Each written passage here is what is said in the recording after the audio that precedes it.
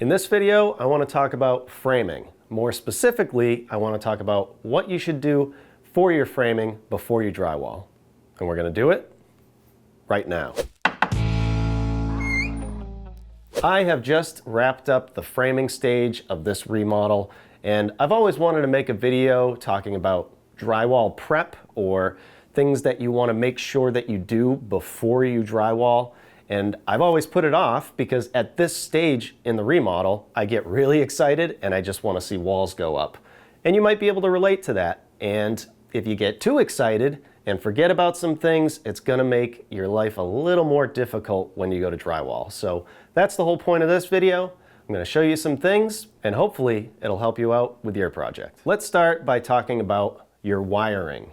Obviously, you want to run all of your wires and you want to make a note either mentally or on paper of where all these wires go. Because when it comes time to do the finish, you're not going to want to second guess yourself or have to run new wires at that point. For instance, I have a wire right here that I'm not going to connect at this point. I'm thinking about hanging a TV right here, but I'm not sure. So I ran it down here, or my electrician ran it down here, and it is in that box, and I'm not going to connect it until I'm ready. Another thing that is actually code in my area is to use fire barrier sealant on any wires or pipes.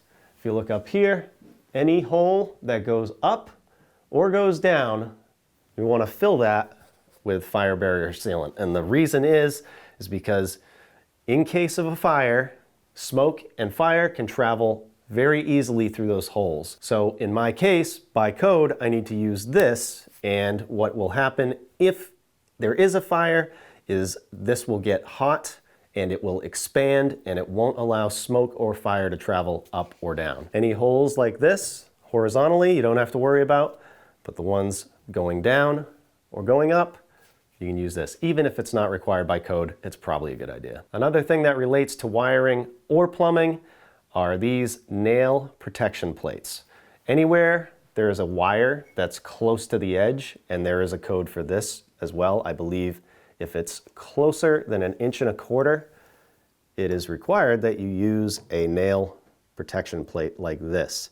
That way, when you go to do the drywall and say that a wire is too close and a screw could possibly hit it, you nail these in here, and when you put your screws in, they will not go through this and therefore will not go into a wire or any plumbing. Next is to make sure that you have nailers wherever you need them. For instance, this doorway, if I just had one stud right here and nothing here, I would want to make sure that I have something here. Even though this is pretty close, you should have something nice and tight to nail or screw your drywall to. Like over here, I put a 2x4 on the flat, and this is nice because this will give me a lot more room to screw to. Sometimes it gets tight in the corner. And that's worth mentioning too, is when I do this, I'm actually going to do this wall first because I know that this nailer and the one on the other side is wider. So that way, instead of doing drywall here and taking up a 1/2 inch of this stud right here, I'll take up a 1/2 inch here, and I'll still have more to screw to right here than there. So here's the other nailer, and this is what I was talking about. It's wider, and as a note, this is an opening for a pocket door. So this is 3/4 inch because a 2x4 wouldn't work. And right here, I have another nailer, and the reason I did this is because this is the inside of the pantry, and I'm planning on doing 2 cabinets here at 24 inches. This is a 48-inch wide pantry. So that way, I'll have something solid to screw to right on either end of the cabinet. So keep that kind of stuff in mind. If you're hanging cabinets, if you're mounting a TV and you want to do blocking, it's a good idea to do that before you drywall. As another example, right here, I'm planning on doing a bench seat. And I am going to be doing some framing right here. So I want this to be nice and solid. So what I might do, depending on the measurements, is I might do some blocking right here. So anything like that, make sure you do now. It'll make it way easier when you go to do the finish. This one's pretty obvious, but if you are working on an exterior wall and you have it open, you're going to want to do insulation. But something to consider for your interior walls, if you want to make your room more soundproof, you can install fire and sound insulation. Totally up to you, but it's something to consider at this stage before you drywall. This one's a big one. Gonna make it way easier for you. Mark your studs. So right here, I just go in the center, and that way, when we go to drywall, I'm gonna know exactly where this stud is. Up here, if you have your nailers on every corner, you don't have to worry about marking them.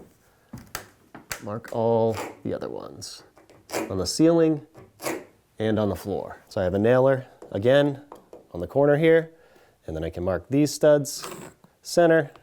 You can do it however you want. And then right here, you can see there's a box.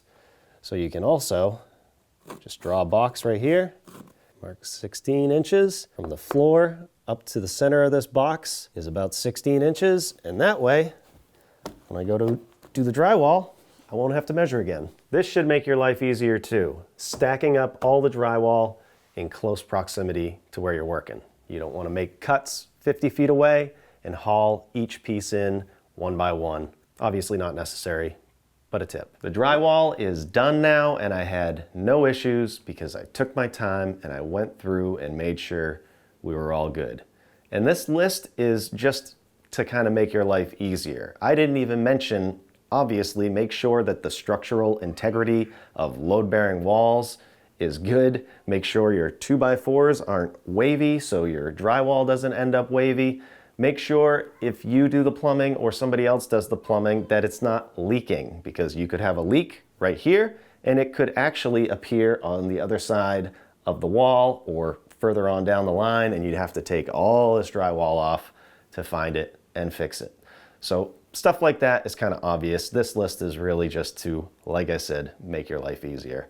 And one last thing that I forgot to mention because I just automatically do it every time, take pictures of your frame before you drywall. I film everything, so I have a nice catalog of all the projects I do, and I can refer to them if I want to make sure that I'm not screwing into a pocket door or anything like that. And it's always cool to just have those pictures. So hopefully this video helps you out for your next drywall project. And if you want to see some videos on drywalling, I will leave a link in the description over to those videos. And I hope they help you out. Thanks for watching. We'll see you on the next one. Another thing that's not necessary, but it is fun, is to leave little traces of the past.